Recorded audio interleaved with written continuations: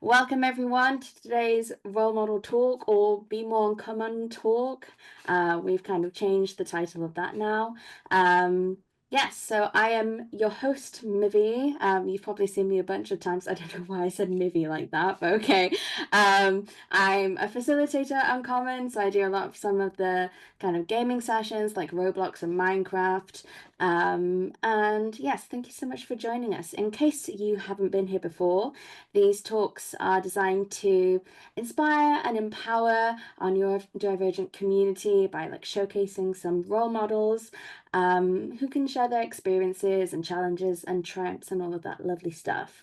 Una, would you like to introduce yourself? Yeah, so my name is Una. Um, Let me see where I'm a multiply neurodivergent person. I'm late diagnosed, so I'd say it's been about 2.5 years, give or take. I'm ADHD and autistic, and yeah, that's that's me mostly. I really love creativity and doing things with my hands. So I don't want to give too much away of what we're going to chat about later. So I'll stop. Spoilers! Yeah, I always forget to say I'm ADHD. I think that probably comes across pretty evidently in how I present myself in these things. But yes, so could you, you literally introduce yourself, but could you tell us a bit more about yourself? Like, what do you currently do? And then we can also talk about your other thing after that. You see the questions, you know what's coming Absolutely. up. Yeah, so I do kind of a mixture of things. I have been a teacher before, and I was a musician in what I like to call a past life, although I'm sure it'll come back at some point. And now I kind of do a mixture of things. So I do a little bit of social media work for some music groups and things like that. And I do a little bit of writing, and I work a little retail job. So I kind of just piece together kind of a kind of a combination of things that works really well for me. And then in my free time, I like to really dive into my creativity and my special interests. And really, I've been spending a lot of time in the last few years making sure that there is time to be creative in my work and that there is time to be creative just to be creative because I actually enjoy it rather than trying to combine the two and have my work be the thing that I do that's creative. Yeah, I find that so tricky. I feel like it's such a common thing that I see now where people are like, I really like doing this thing. I'm gonna make it my job. And then suddenly it's like, oh no, I have to do the thing that I like. And there's deadlines now and people expect me to do the thing. And yeah, it's just really difficult. So how did I'll just say the name without context and then you can give Yeah, context. So that's fine. how did the Neurodivergent Craft Club come to be?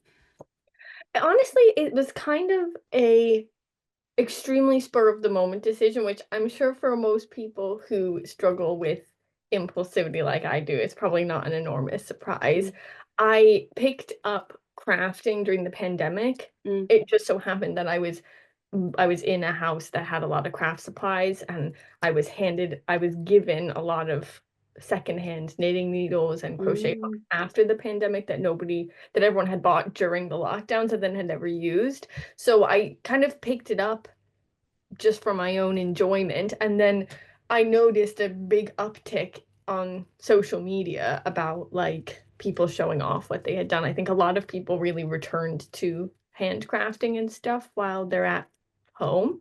And Mm. so I I had it was a different name to begin with, to be honest. I can't even remember what it was, but I just started putting up pictures of things that I liked that I had made because I was by myself. I didn't have anyone else to show, so I figured I might as well show it. And I had in the past used my own like private social media to document my music journey, and like so I thought it'd be interesting to document my progress also. And so then I started thinking more about how I was looking for community. And so I framed it under this kind of title in the hopes that I could connect with other people who maybe had brains that work like mine, who had similar special interests. And that I've always loved the idea of like everyone just coming and sitting in a space together and doing their own thing and like kind of, parallel play or whatever it's officially called. And that like it would be really nice to have a craft club that was full of people like me. And I haven't gotten there yet, but hopefully down the road that's something we can do, whether it's in person or online or something like that. It was kind of then encouraged. I feel like my creativity got a little bit more like rejuvenated when I started working with the charity doing creative arts workshops for neurodivergent kids or with neurodivergent young people. And it was so interesting to then feel like we were doing a lot of drawing and a lot of writing, and they were things I had never really like flexed that muscle that much. I'd always just done it for fun, but never really like done it. I don't know, I just never really done it in a way that was more than just like doodling. And I kind of felt like, oh wow, this is actually making me more creative. This is really keeping me on my toes as well. Like seeing what other people were able to produce during our sessions online, and like it gave me more interest to share then and to keep finding people who like have slightly different brains from other people and see like what their strengths are and like how I can learn from them and stuff like that. Yeah, I really like that. And I think it's such a lovely thing to just kind of come together with like a shared, I mean, that is what a community is, to have a shared interest. But yeah, it's just nice to have that space, and we can talk about more of it later. But one thing that you brought up when we did our initial chat was that a lot of, or quite a few kind of like neurodivergent influencers tend to focus on the kind of not negative things, but kind of like the difficulties rather than like the positives. And so it's nice to just have a Absolutely. space to like, yeah, explore that. Yeah, I think when I I kind of came into recognition of my neurodivergence, I would say pretty early on when TikTok and Instagram it kind of like blew up a lot on Instagram and TikTok. And I'm absolutely not the only person who kind of realized I was kind of on that journey anyways, but it felt like I was seeing it a lot more. And I was like, oh, that really looks like something I identify with. Like, oh, that's getting really close to home. And in the like trenches of kind of getting myself organized, I felt like there became a point where knowing that I have difficulties and being able to see them confirmed is super empowering, but that I got a bit of fatigue of like, it's massively important work. Like that's not me at all bashing it. It's really important that the general public can see people sharing their experiences. And I think volume makes a massive difference at the moment because there is so much going on about like, is it actually as prevalent as it is and stuff? And it absolutely is. So like I don't want it all to make a negative comment about people speaking their experiences because I've absolutely had difficult experiences myself.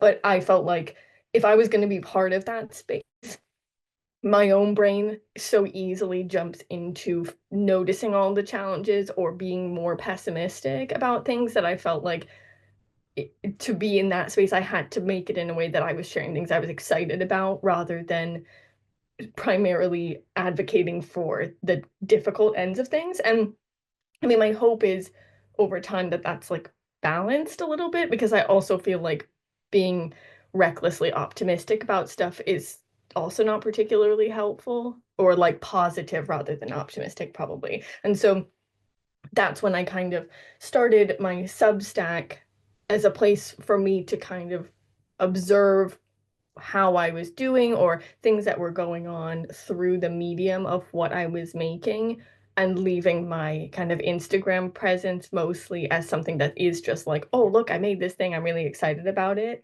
And maybe that will change over time, but I think that like sharing the joyful parts, it can be hard to find those sometimes. And I think because being a naturally introverted person and being someone who exists online a lot, like it's super important to see what you struggle with or what maybe I certainly saw a lot of things I didn't even know I struggled with, and I discovered those things through online. So I think that that's massively important. And then also to have the lighter moments of like, hey, this you could be really having a difficult time, but you know, there are going to be bright spots, even if it's not bright all the time, or even if it doesn't feel bright at this exact moment, that like you have the potential to get to that point as well, and that like it's a big ebb and flow, that like you might have really good days and really difficult ones, and it's not necessarily going to be one or the other all the time.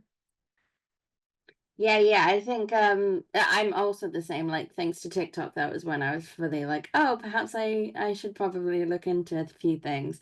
And I think that maybe there's two parts of it, and maybe both communities are very, or like both types of accounts are very like interesting and useful, because there's kind of like the discovery things where it is people being like, okay, so you if you feel like this and you do this, then perhaps you might be ADHD, whatever. But then maybe there's also the kind of like maintenance accounts where it is just like, hey, here's what I like struggle with, but also here's what I find like really useful about like these things that I do and stuff Yeah, like that. So I think, yeah, definitely absolutely. they're both important. Yeah, was never going to be a person who's going to be able to like make infographics and provide, like I have a teacher head in there somewhere, but that's not really how I connect with people the best. And I thought that like also honestly sharing some of the stuff that went like drastically wrong, I personally found that very funny. And I think some of that also just like there was a period of time like I didn't know there was a difference between a right and a left sock pattern, and so I made two the same foot. And I have absolutely no idea if anyone else found that as funny as I did, but I thought it was so funny that like it actually made me feel like very happy in myself that I had like shared that with the world. And I didn't really care so much then if they actually found it as entertaining as I did. Because I think like being a person who is late diagnosed, it like it felt like so eye-opening, and so many pieces fit into place and have continued to fit into place. And then it also feels like a bit like, oh, I had one image of what my world was going to look like, what I was going to do, fill in whatever you want. And like that's really, it could still be that way, but that's not like the cards have all put, like the rules of the game have changed.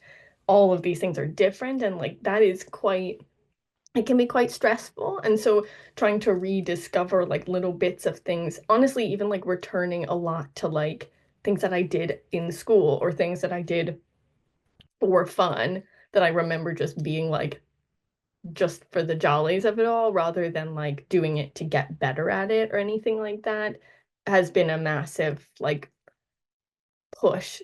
That like I probably 50% of the time post things that have failed at. Like, and like a lot of the time even just like getting out of the perfectionism mindset of like, oh, I made a jumper for the first time. Like in the fall I knitted a jumper for the first time. And I was looking at it when I finished, I was like, I'm very proud of this, but is this as good as what other people are putting out there? Like, are people going to look at that and think, oh, that's nice, but like it's not, that's clearly a beginner's try or whatever. And like trying to get out of that spiral of being like, no, actually, this has made me really happy. It's contributed to my well-being, and like my little research brain can go, I kept my hands moving, I wasn't on my phone, I made something that I would never have been able to afford in a shop, like lots of things. And or even like as simple as, I followed the directions and I didn't like deviate because I don't have the skills to deviate. So I had to follow the directions. It's such a win for my ADHD brain, anyways, that like that just was like a big motivator in general to like make sure that I'm showing that like everybody is human, everyone makes mistakes, everyone has struggles, and that like you're not boxed in that way. Mm. Yeah, yeah, I absolutely, as I said at the start, there's two parts of me that want order and chaos. And so following the instructions, I love to be able to figure stuff out and then be like, oh, actually, I followed the instructions, but I made them up as I go. Um, you have managed to like segue into all the different bits that we want to speak about. So I'm going to touch on kind of looking back, like you keep saying that you were late diagnosed. So what was it actually like for you kind of like growing up, and like looking back now, what do you kind of notice, especially now that you know that you're neurodivergent? Yeah, I think it's so interesting. Like, there's that saying like hindsight is 2020. And as much as I look back and I go like, oh, there's things that have been there my whole life. I like they could have been interpreted in so many ways that like I can't really get particularly caught up in the like what would have happened if I had been diagnosed earlier or whatever, because I feel like I did and it was, and I, for my own journey, feel like I have to kind of just focus on now what do I do with it. But I think growing up, I was in a really privileged position that I went to alternative school. So my mom is a Montessori teacher. I'm also a Montessori teacher. I have the training, but I no longer work in a school. Um, and the Montessori environments, they're mixed age groups. So you're either in groups of 3-year groups or 6, depending on your age. So you're in, if you go in at like reception age from 3 to 6-year-olds are all together, 6 to 12-year-olds are all together, or sometimes you get 6 to 9-year-olds in one room and like 9 to 12-year-olds in the other, depending on the school. And it's open plan. So it's self-motivated work. There's usually between 2 to 3 teachers in a room. You're probably in a room of 30. I don't think I was ever in a class of bigger than 30 total. So I was never in a year group bigger than about 10, I would say.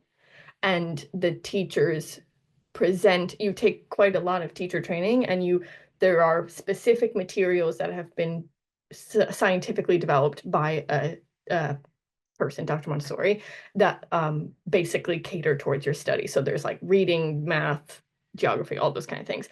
And I feel like because of that environment and the way that it is so based, for me, it was like so natural. I could really get dug into a type of activity. And it was very, I'm so sorry the dogs are barking outside. If I could I get can them to stop, barely I hear would. them, don't worry. I'm still in shock at how Montessori school works. That's You know, crazy. yeah, I feel like we were really encouraged, especially in the like 6 to 12 classroom, to really like follow your interests. So your teachers were tracking your curriculum. And so, you weren't missing curriculum activities. At least that is the goal. Like the schools vary depending on the school you're in, but the schools I was in, they the teacher was making sure that throughout the year you had things you were working towards, but you weren't working towards them in a conventional way, basically. And so if you got really invested in penguins, like I did, you could spend 6 weeks researching penguins. They would maybe encourage you to write a report or present to your class, or go and visit a zoo and take pictures and come and show everybody, that kind of a thing. And so I think a lot of those hyperfixations and special interests and stuff were very naturally integrated into the environment. And I think that is a testament to the school system, and the school itself. But also I think it's another example, like it is so personal being neurodivergent that like I'm sure for some people that wouldn't be the right fit for them. And like I had other neurodivergent kids in my classroom who knew they were already, and they were very happy. But I think that it's not a one size fits all thing. It's so down to the type of person you are, the type of environment you're in, the teachers, the connection you have with the teachers and everything. So I think like I was very lucky. I consider myself very lucky that I landed by luck. Although I was a teacher's child, so I had a teacher who was my parent in the school, but like circumstances are so different for everybody that I wouldn't say that that was it was a massive contributor to my positive experience. But if I feel there's a possibility others haven't had that experience, and so I wouldn't say it's like a one size fits all kind of deal. But I think that just generally like a lot of the things that maybe in a conventional school that would be noticed, like struggling to stay seated, or finding it difficult, finding certain things challenging, or being really focused on one thing or another, or being really chatty, or being really extroverted, or honestly even being really introverted, or any number of these things that you might see in would stick out in a traditional classroom because of the environment, like having to sit down all the time, or having to be focused on particular topics at particular times of day. Um, Honestly, even like I went into conventional school when I was 14, and even just the idea that like you couldn't just go about your business, that like there was somewhere you had to be at a particular time, or even a familiarity. In my school, we called our teachers by their first names, which made the relationship felt more real. They treated us very much like people and not like there was a power dynamic. And so, like, I think a lot of those things, if I had been in traditional school, it's very likely that I would have had things that people noticed or people felt were unusual. But yeah, I think that, like, just being in an environment that really met me where I was made an enormous difference, and I like, the more time that goes on and the more I think about it, the more I'm extremely grateful for it, and it's so interesting to think back on just generally because when I was working in a school and when I was working as a teacher, I didn't know I was neurodivergent at the time. But it's wild to me that as a teacher, that was like the most important part of my time in a classroom was like, these kids need me to meet, I need to meet these people where they are and not impose my expectations on them. And so somewhere in there, that's gone into my head even without realizing it. And then knowing the reason why, like, feeling included or feeling supported or feeling like my interests are encouraged rather than pushed to the side has made such a big difference, and, like, honestly, I think it's a big reason even why that, like, the idea of creating a crafting community is so appealing to me because, like, no one should feel they have to be jammed into a box and that there is a space for everybody to have their quirks and have their interests and, like, find common ground regardless. No, you're so eloquent. What I was thinking from, there's a lot of that, but there's so many thoughts in my brain. But my main one is, how did you kind of navigate switching from a Montessori school to traditional? Because yeah, like you said, there's so many things there that make it such like a stark contrast, especially like I'm assuming like you didn't really have to ask to go to the toilet, and I feel like that's such a big Mhm. thing. Yeah. Yeah, It was just like wild. Yeah. the sensory overload just in like that's one of the things, but everything else, like how did you kind of navigate that change? Honestly, I would say I did not navigate it particularly successfully, like, across the board. Nothing like, it was not horrible. I'm sure that, in the grand scheme of things, I was very lucky. I was living in the States, and I went to a privately funded school. I didn't there were a lot of things that I'm very grateful for that my parents provided for me, but anything you could find that would stick out as something uncomfortable, I was like, "Oh my gosh," like, we had a dress code. I'd never been in a school where I wasn't able to just wear what I was comfortable in, and it was such a learning curve, and, like, now I'm like, "Yeah," 'cause none of the clothes I could wear were sensory friendly. Like, I had to wear, like, honestly, it was a bit like the sixth form dress code in a lot of places. We have to wear, like, business casual, approximately.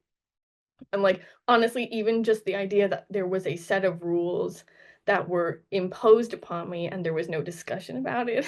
Like, I was in such democratic settings that, like, if someone was being disruptive or they were doing something inappropriate in my Montessori school, like, there was a conversation about it, but it wasn't like, "That's the rule, you can't do it, end of." And so just that idea of, like, oh my gosh, like, there is someone in an office somewhere who won't really care who I am and will just care about that that was what they decided before I got there, even down to things like, the curriculum. Again, it's different because it was in the US, but we don't have A levels, so the schools decide what you have to have before you graduate, basically, and so I was required to take math for my 4 years, and I have a brain that just does not retain numbers whatsoever, and it was like, there was no actual reason. I mean, I'm sure there was an actual reason, but, like, that was what the school had decided was their criteria for allowing you to leave and go to uni, and a lot of those things were very inflexible. We were also required to be on a team sport because it was a boarding school. I wasn't a boarding student, which I'm very grateful for, but because it was a boarding school, we had no PE, and for the 3 terms to keep people busy because they lived there, you had to play on a team 3 times a year, like 3 different sports, winter, fall, and spring, to, like, fill in your PE requirement, and I'm very grateful for my mother. She's also very creative, and she found every possible creative excuse to get me out of every possible PE requirement she ever could, but, like, just like left, right, and center was like, if you could imagine someone walking in and just like, oh my gosh, like there's so many rules. The food is different. I wasn't bringing my own food to school anymore. The school, I went from a class of 10 to a class of 250, like just like any possible thing. And I didn't realize at the time. I didn't realize everyone else was as stressed out about it as I was. I wouldn't say high school was my secondary school was. I would say that was definitely like the most difficult part of my studies in general, because by the time I got to uni, like uni is so open plan. And also the uni I went to was exceptionally open plan because I went to a music conservatoire that like it was very similar. You had maybe 2 lectures, maybe 3 or 4 lectures a week maximum, and everything else is like, okay, go and play your instrument, which felt very like, I mean, extremely challenging for a person with an attention deficit problem, or probably it's not a problem. I would like to stop myself from saying that and say it's just like something to work with, and like figuring that in was really challenging, but it felt like, if I didn't want to do it, I didn't have to. I'd have to reap the consequences later, like I would have in my Montessori school. Like if you didn't know what was going on, that's on you. But like, yeah, I think the transition was very hard, and I definitely would have been more supported if I knew. Like, absolutely, the school I'm sure would have been more active about it, or I hope, I suppose is the right way of phrasing it. But yeah, the more I see, especially the more I'm around neurodivergent kids in traditional school, or honestly, like just in school in general, I'm just so blown away by the resilience and also like the level of advocacy, especially now that parents and peers and people are really putting forward to make sure people are getting what they need. Because I don't personally see the point in being forced to do something just because it's it you have been told to. Like, I think that's definitely somewhere in my very strong sense of justice is like, well, show me why. Show me why it's Tell me important. why. Yeah, at the bare minimum, just make sure that, like, if you can give me a reason that's something more than that's what we decided, like, I can listen and I don't have to agree with it, but I'd love to just know what's your why, you know? Yeah, yeah. I feel like uni was also where I kind of thrived a bit. Again, with the ADHD, it was very difficult to get myself to do things, but I was in an environment where I was doing something that I liked, like I did film. So again, it was quite open, like yours was. And yeah, I think just being able to wear what you wanted and like walk around, and yeah, it Yeah. definitely was a really nice place. And like aside from that, societies and stuff as well, finding your people really, really was lovely. One thing that I always kind of ask people, and again, it's difficult when you're looking back, but I think even, like now, when did you start feeling kind of proud to be neurodivergent? I think, it's one of those things that I think is very fluid. I would say that this is a very odd way of describing this, and I apologize in advance. I don't know if you've ever gotten, like, peanut butter that's, organic, and like, the oil settles at the top, and I feel like some days I feel a bit, like, separated, and I feel like I'm one way, and then I'm hit with the reality, and I'm frustrated by it, but I feel like over time, I'm coming into a much more even balance that, like, the thing's been mixed a little bit more and you're got slightly less of, like, a one thing or the other, and I feel like that's personally, I feel like I've started to become really that's where I found my, like, pride of it. It's, like, being able to identify, like, I'm made up of more than one thing, and that, like yeah, it is a massive part of my identity, and it's wild to me as I am now to think, like, in 2020, I almost don't even identify with that person anymore because I couldn't possibly I remember sitting and being like, "I don't really have a sense of identity." Like, I don't understand why I feel so disconnected from everybody else is having one experience and I don't identify with it and I don't know where I fit into anything. And like I was forever saying things like I don't have any friends. And I had tons of people around me, but I didn't feel like I was connecting with them the way they were connecting with each other and stuff like that. And I feel like like coming to a point where I'm like, yeah, I have this as part of my identity, but it's not all of it. Firstly, it's got its positives and its negatives, and there are days where I feel like I'm covered in a whole bunch of sludge, and I wish that I could just get my act together and, get up and just be feel like my peanut butter metaphor maybe has lost its way, but I No, feel I like love there are it. days where I feel like I get up and I'm like, hey, do you know what? This is not bad today. I'm not struggling particularly, whether that's I have my like adjustments in place and they're working, or the day is just a good day or whatever. I try not to think about it too hard because I feel like once you think about it, that's when things start to go sideways. But yeah, I think like being proud, I think it's, as a person who is a black and white thinker to the very bitter end, I feel like learning that it's okay to some days feel frustrated about it, but you're still okay with yourself is like a massive skill. And I don't necessarily know if I could say like there's a massive majority of my time that feels like that, but I feel like I can see that, and it's definitely started to come in the last few years, or like the last few months especially.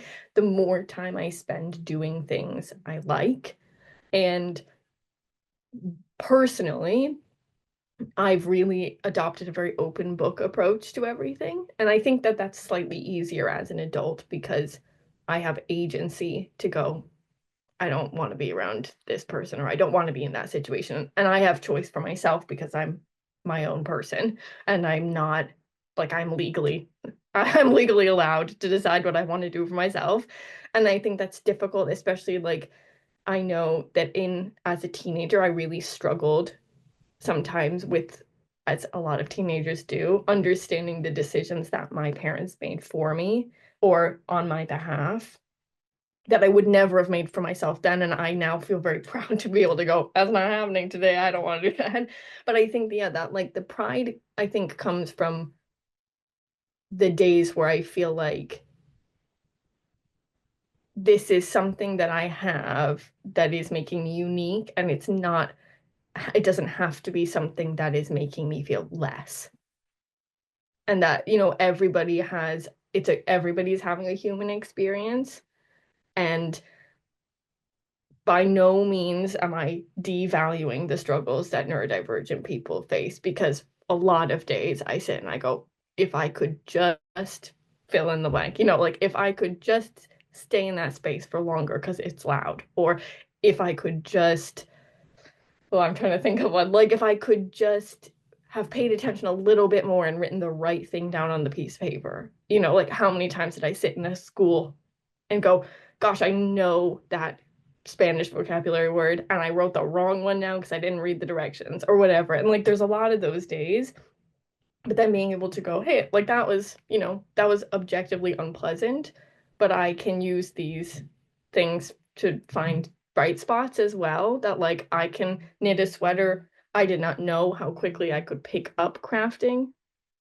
and like to look around and be like, oh, you didn't just do that in 3 days or whatever, and being like, oh, so like, okay, this week I might have cried because the elastic on my socks was too tight, and it made me upset because I was in a grocery store and it was loud and it was crowded and I had to wear my sunglasses. But on the flip side, I came home and I taught myself this thing, and the standard, like the standard issue human being apparently doesn't do that. And like finding the pride and the balance. I hope that that's not way too garbled a response, No, no, but I feel no. like I it I is really complex. It's not a thing that you just put on that hat and it's like that forever. I think from that I think it I feel proud, and like I feel like it's the same for you. I feel proud when I feel connected to myself. Yeah, Maybe I think absolutely. that's the thing where you don't feel like, yes, sometimes it's very tricky, and there are definitely days where I'm just like, "Ah, if I could just get myself to do this one thing on time." It's been days, but I still did something that I liked. Like you said, I sometimes very much struggle with leaving the house, like especially when it's bright. I wear sunglasses all of the time, even on like a cloudy day. But if it's like slightly not cloudy enough, then the sun is too bright and I'm just like, oh my God, and my eyes hurt. So yeah, I think it's definitely about feeling connected with yourself and kind of being in touch with, I'm gonna sound very like woo woo, but like being in touch with like your inner child and making sure that you're feeling happy. And that's okay if you have to make extra accommodations for yourself, really. Absolutely. I Yeah. would say also like the one other thing that makes me feel, I don't know if I'd say proud to be neurodivergent or just proud of myself in general, is like advocating for myself. And again, I think this is possibly a little to do with my age and a little to do with the fact I'm not in school or anything like that. But I do think it's possible for there to be a version for young people as well, that I have turned into the absolute most no-nonsense person when people overstep my boundaries.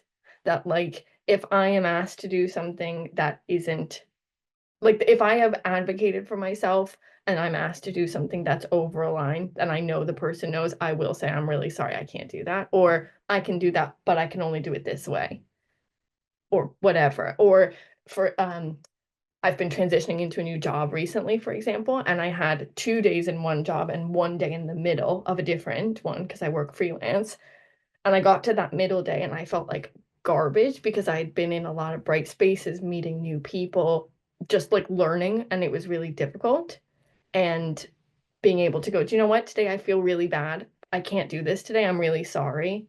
And calling in and just being honest. I mean, like, I'm transitioning. Transitions are really hard for me. And so I'm gonna stick to what's gonna keep me moving and keep me upright rather than making sure the job's done. It does come from a place of privilege, obviously, but, like, I feel very proud of myself to be able to go, "Yeah, I am neurodivergent, and that is going to mean that I have to lay down the law a little bit sometimes. Because if you don't get it, like, I don't feel insulted, but I'm gonna tell you, like." Yeah, I think I'm learning how to do that, but I still feel like there are sometimes where I'm like, I can do everything and I'm going to try to do everything until I really can't. And then I'm, like fetal position, like, oh my goodness, why did I try to do everything? It's definitely like a Mhm. really tricky balance. Sorry, I started speaking while I was still thinking at the same time.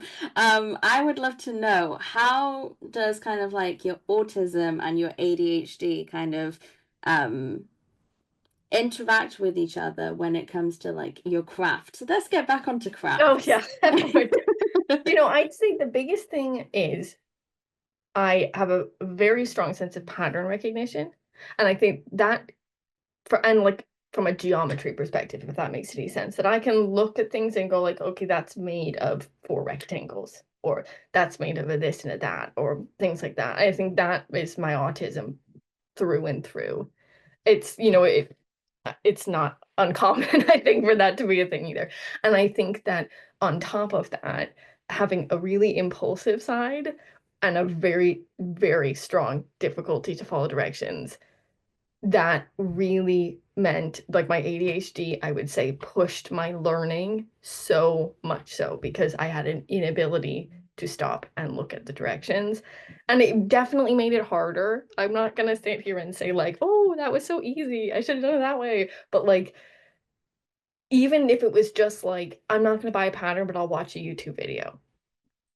Objectively, they are the same thing. They're both just the directions, but, like, feeling like I was taking ownership over it. And I think that, yeah, it's like this they really feel like it's very hand in hand, that it's I think my creativity comes from my ADHD side more, but I think that having the ability to recognize the limits and be flexible within them is something that comes from having both going on. And it's a very big Montessori thing in general that, like, as a teacher, when you do the training, you're told like the biggest thing is like freedom within limits, that you set the limits for the children and then you allow them autonomy in this space. Once you have shown them what is the lines, we don't walk out by ourselves in the road. We don't whatever, you know, like that kind of a thing. You let them get to their work. And I think I almost can see that in my own brain. It's like my autism will identify the limits and set them. And then the ADHD does a little dance in the middle and does all the other stuff. And then, like, you know, it can be challenging because my autism especially likes to set limits and really dig their heels in and go, like, we're not going further than that. Either it's scary, it's hard, it's I'm gonna do it wrong, I'm gonna do it bad, whatever it might be. And but I also think that like then my impulsivity also is like gets to a point where it's like I'm bored. If I don't do something different from what I'm doing, if I don't push my boundaries, or if I don't find new places to find different boundaries, I'm going to give up on this because this isn't stimulating enough. And I think like they work together really. And like, it's wild because when I went through the diagnostic process, I didn't even really think that I had ADHD. I went for the two just on the suggestion of the person doing the assessment and came out being like, really? Like, are you sure? I don't think that that's like, I think I'm just like a bit scattered. You know, I don't think that that's me. And the more time I go on, I'm like, I have the absolute combination of all of those things, combination ADHD, combination of the two, autism and ADHD. And I think like I wouldn't be able to do what I do without either of those things. Not to the extent that I've done it, I don't think. No, that's such an interesting way of looking at it for sure. And I feel like, yeah, they're sneaky. So you mentioned that you pick up like crafts super quickly. What is your process for trying to pick up these new hobbies? And like, is it something where, I mean, I guess I'm probably answering the question here, but is it where you kind of see something and you're like, oh, that seems quite fun? Or is it sometimes also like, I can do this. Maybe I should try this out, you know? It's, you know, it's a combination, I would say. When it comes to things like fiber arts, so like crochet, knitting, that kind of thing. I had a little bit of exposure to when I was young, so picking it up, I wasn't going from ground zero. And that's the same with sewing as well. Like we had a sewing machine in the house and I used it. I don't necessarily know if I used it well. It was also from like literally the 1800s or something, so I wouldn't say it was the same as the sewing machines we have now. But I think that that got me started and got me a bit of confidence. And then it became a little bit of like that person's doing something really cool and I want to be able to do that. And I think being a person who during the pandemic was on furlough, I also was having a little bit of budgetary constraints, which meant that I had to do things like learn off YouTube. And I actually think for a lot of it, that helped a lot because you can rewind it, you can run it slower, you can find a different tutorial. There's like so much that you can learn through the internet that I think that like that's been a massive part. And then simultaneously, I got very obsessed with the Great Pottery Throwdown for a while and got very like I wanted to do pottery so bad and that I couldn't teach myself at home because financially it is far too expensive to try and throw pots at home. Like but thank goodness I was not in a position to just make those purchases because I'm sure I would have been tempted to. But like, um, I think like then that pushed me to go into a social setting because I really wanted to try it. And I was able to do a course and learning from somebody else, like, you know, having to give the reins over a little bit and be like, this isn't going to be something I'll figure out on my own was very important. And like, yeah, I think that it's the kind of thing that I'm very excited to go back and learn again because like I tried then when it was over to like buy air dry clay and I was like, oh, it's gonna be fine. I know how to do this now. And I found it really hard. And so I feel like it maybe I have a bit of medium constraints at the moment because visual arts in terms of like abstract things still feels very intangible. But looking at like a picture of something being like, I want something like that and being able to go, okay, well, I know how to crochet four rectangles and I know how to sew them together. So I can make something approximately like that. That's been generally how it's gone for me. And then like the boundary pushing has been like finding mediums I've never tried, like pottery, or I've had this, I keep seeing things on my Instagram about people oil painting. And every day I'm like, I know oil painting's really expensive. So like I know I shouldn't just go and buy everything. I probably should do something more like I did with the pottery. And so like even in my own brain, just being like, you can do that, but we need to find the right way to do that that isn't gonna like compound and be really upsetting when it goes wrong The inevitably. sustainable way, yeah. Yeah, exactly. I think sustainability's been the biggest thing, really. Like I got handed a lot of free stuff, which was a fluke and very advantageous for me. And then I've literally, as a guiding principle, been like, how can I do this for as cheap as possible? So if I don't like it, I don't feel guilty that I've spent the money on it. And I know, again, that's like a little bit more of an adult thing than a teenager thing or a youth thing. But like it felt like a worthwhile stake. It's like I can invest my time in this, and if I don't like it, it's all right.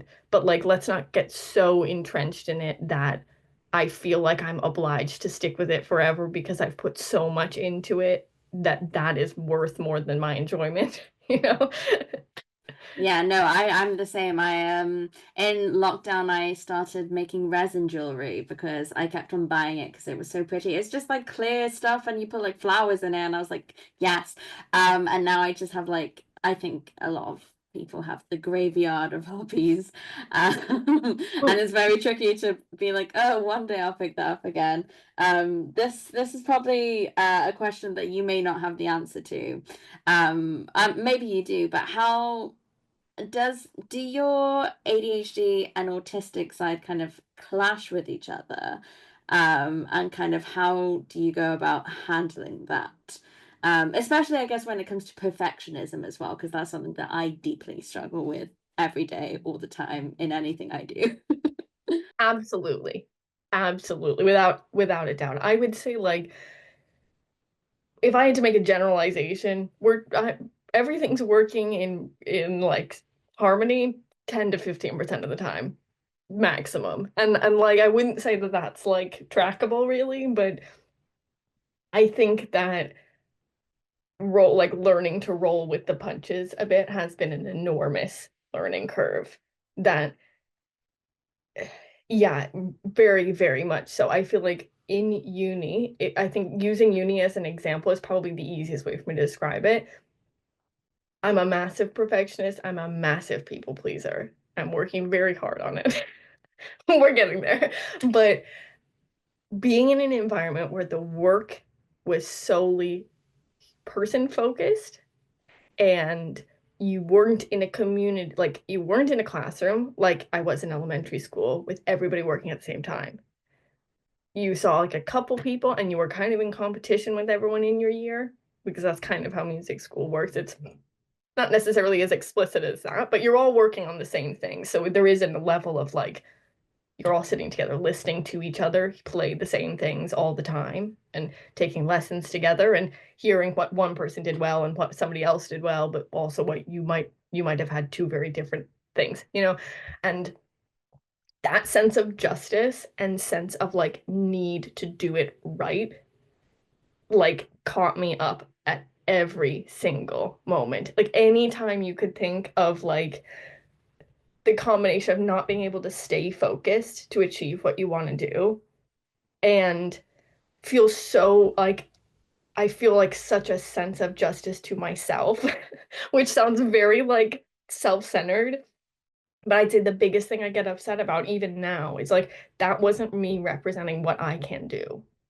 And that idea of like, I am responsible for the fact I didn't represent how I wanted to represent myself is like it's taken so much time and it's still something that I still have to kind of like stop myself and be like, you can feel that way and that is okay.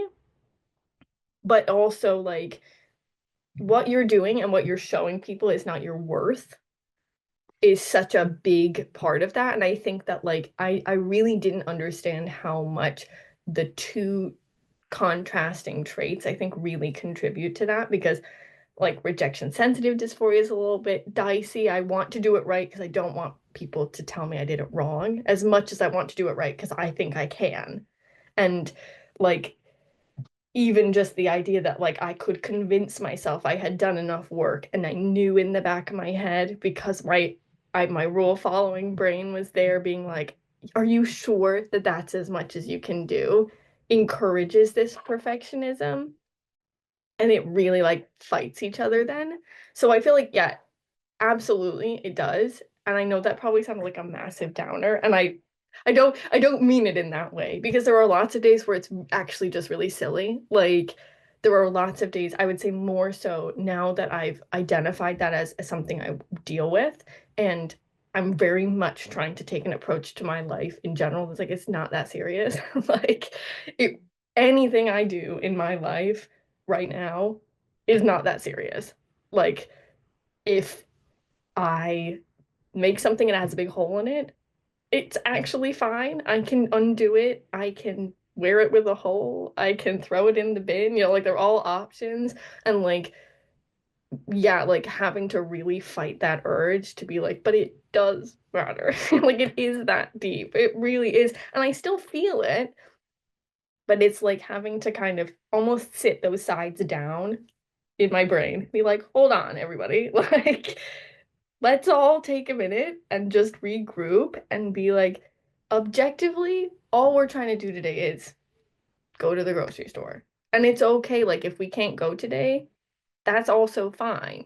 Or if we need to go with sunglasses on, that's fine. If you need to order it to be delivered, that's not like this, it's not one way or the other. It can be a combination of things and trying to like I feel like I've got the autism in my brain, the ADHD, and then like whatever else is going on in there, being like, everybody, calm down.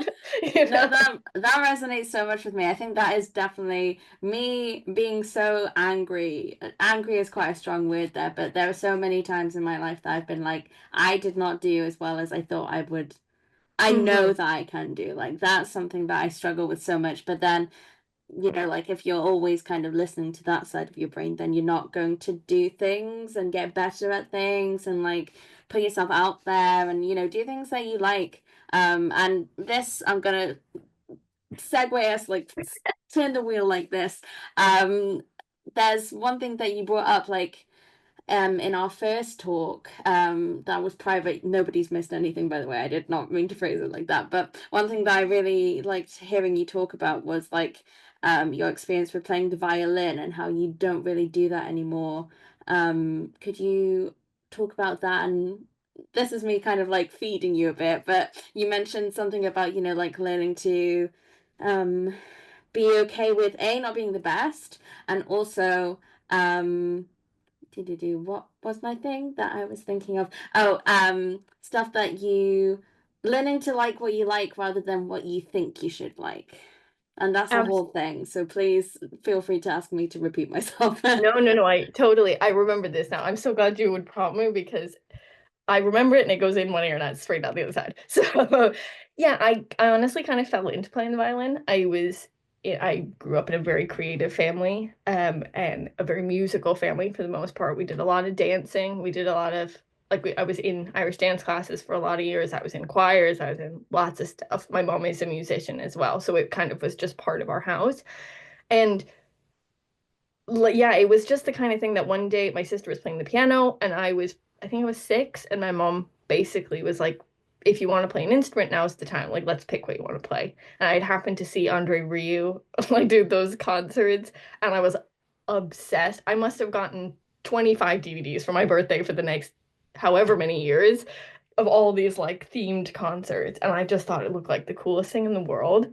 And so I feel like it's massive props to my parents. They just kind of got it set up for me. And again, I'm very privileged to be in that situation because especially now, arts education is like such a vital force that I am so like I just don't want it to go away.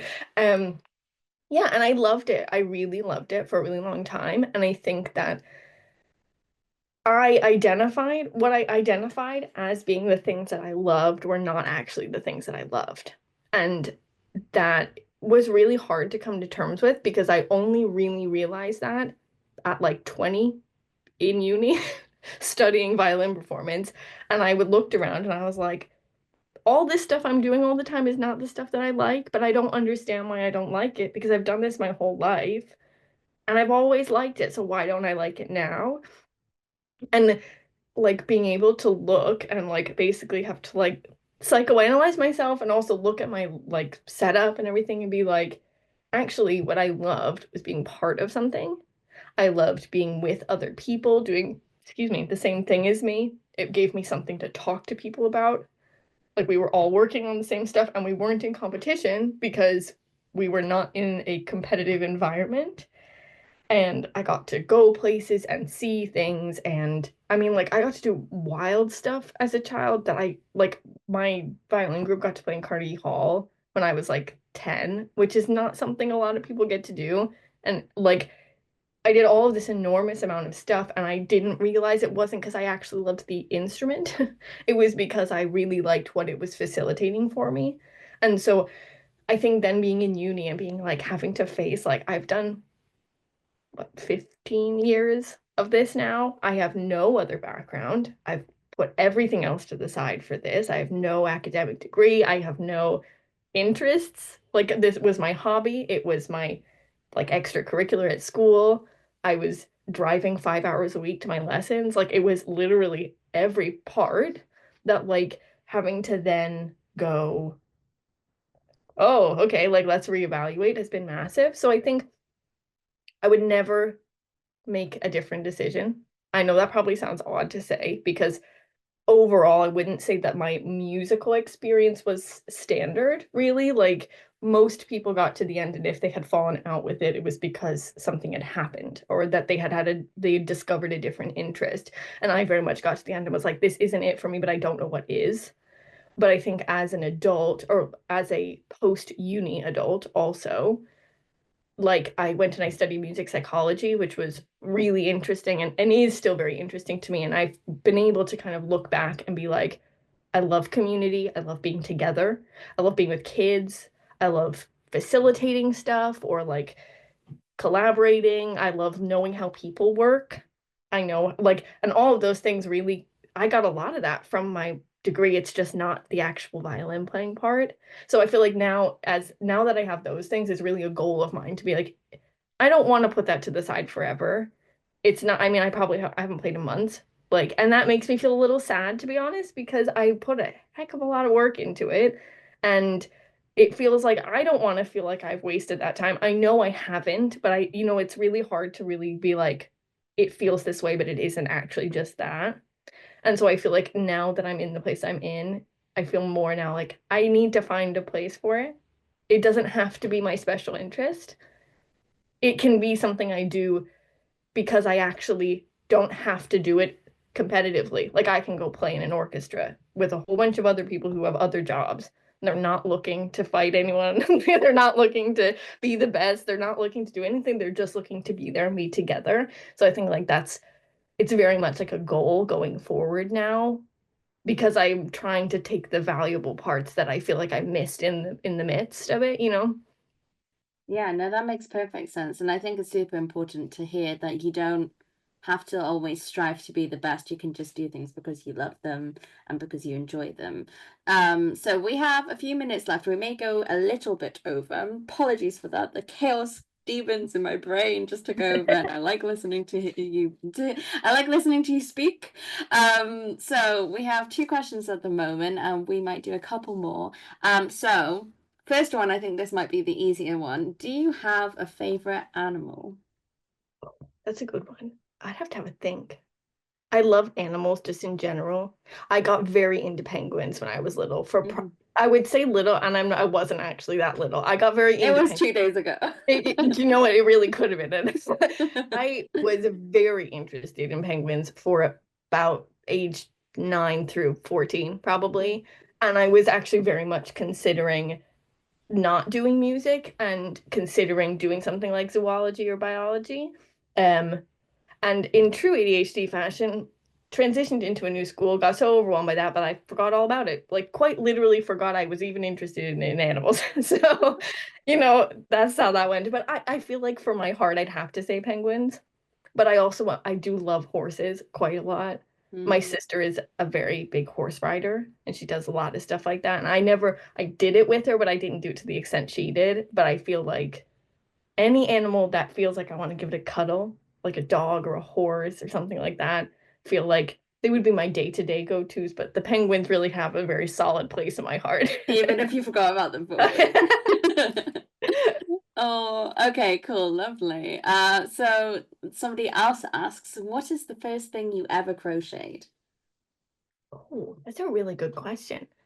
I feel like, again, I have two answers because my mom taught me to crochet when I was very young. I must have been maybe 5 or 6. And so my sister and I one year made scarves over our summer holidays. And so I would say that was like the actual first thing that I did because like we made it was part of our, I'm sure, part of trying to keep us all in line during the summer holidays.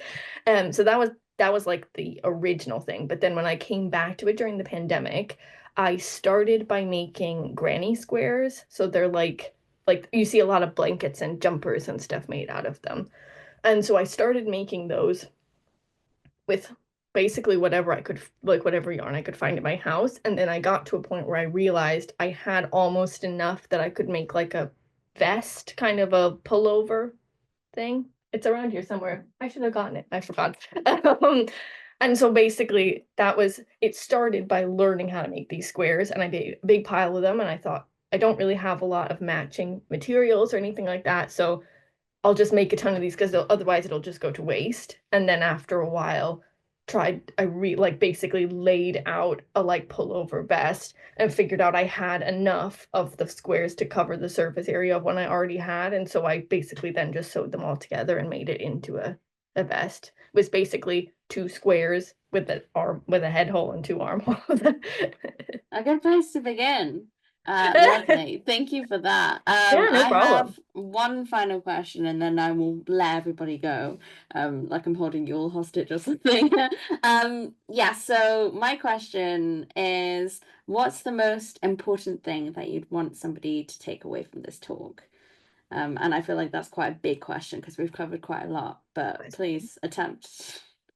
I think, as you might have realized as I'm talking, I have a lot of opinions and a lot of trains of thought. So you'll have to bear with me a little bit. But I think that if I've learned anything about being neurodivergent at all in the 4 years that I've known, four, did I say four? Two, I don't know. Anyway, in the amount of time that I've known, I feel like the biggest strength that I've discovered in myself is my ability to keep going.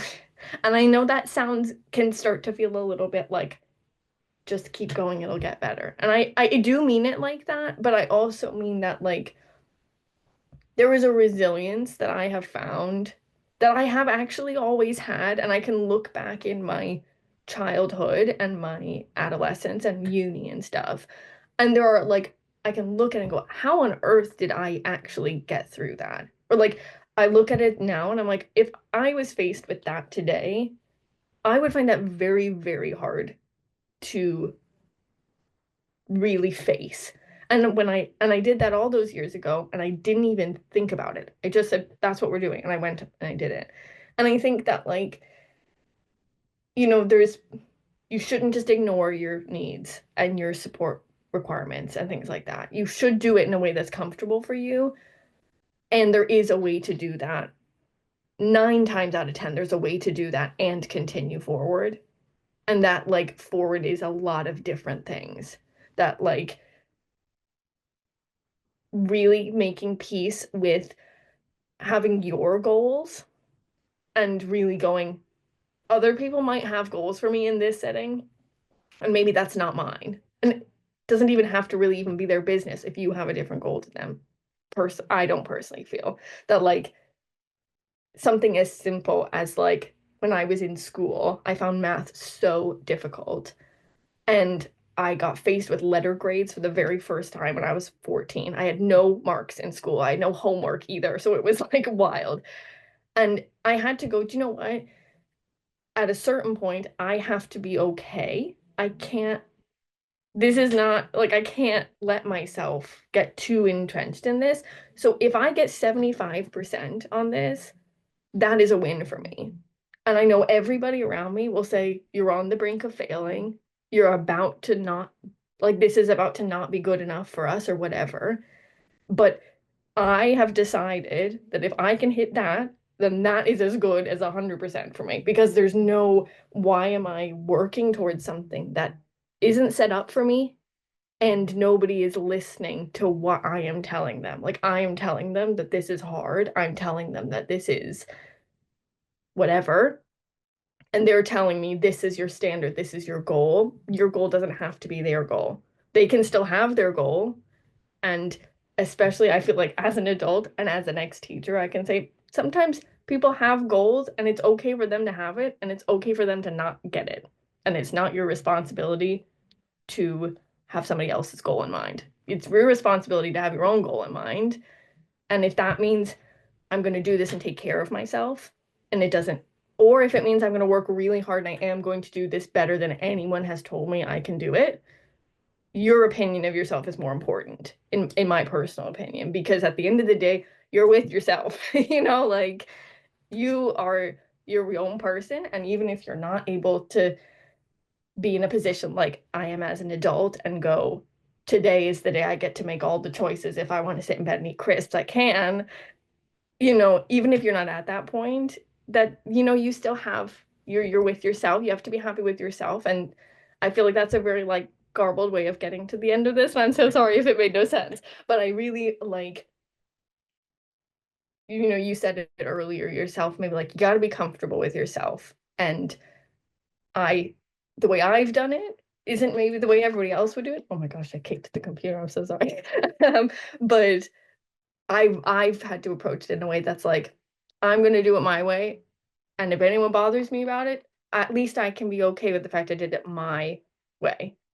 And, you know, some of that is learning to listen to the people who care about you and learning to maybe admit it, like, go, you know what, maybe this, I have to ask for help, or maybe I have to, maybe someone is telling me a concern, or maybe someone is advocating on my behalf or whatever, but that, like, I have to be comfortable, and that's the most important thing.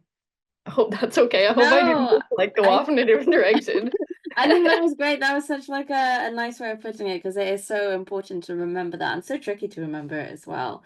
Yes, so I will end this here, but literally I could talk to you about any of this forever. We may have to do another one of these. I would, if Um, you didn't stop me, I'd probably just keep going until we everyone have went been to here for bed. So, 10 like, hours.